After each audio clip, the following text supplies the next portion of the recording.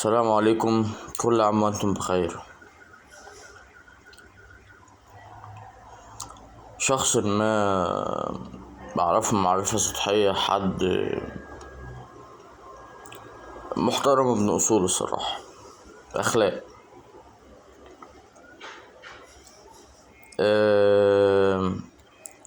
اهله ساكنين في زيتون، وهو متجوز ومخلف وعايش في عين شمس. اتعرف على واحدة على انها سمسارة اسمها مريم محمد عبد الله.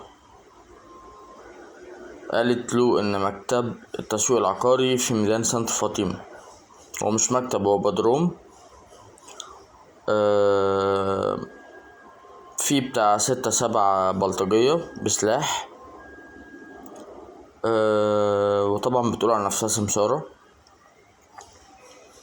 عشان اللي تحس منه بقلق ان هو مش هيدفع السمسرة،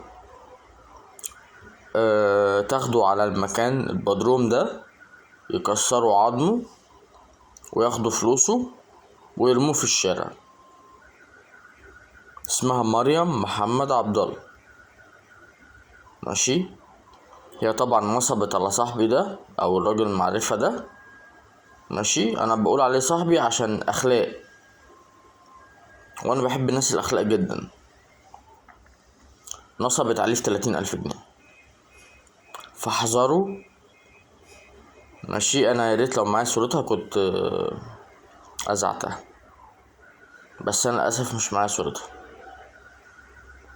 انا كل اللي انا قدرت اوصله رقم تليفونه بس. وليها صفحة على الفيس تسويق عقاري باسم مريم محمد عبد الله، مريم عبد الله. هي مطلقة وكانت متجوزة تاجر مخدرات، وقبليه كانت متجوزة واحد بدون شخصية، حاجات كتير يعني هي شمال تماما. وطبعا ضربة بطاقة شخصية آنسة.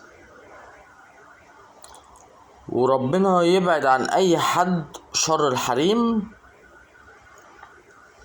وربنا يكرم الجميع بالخير يا رب.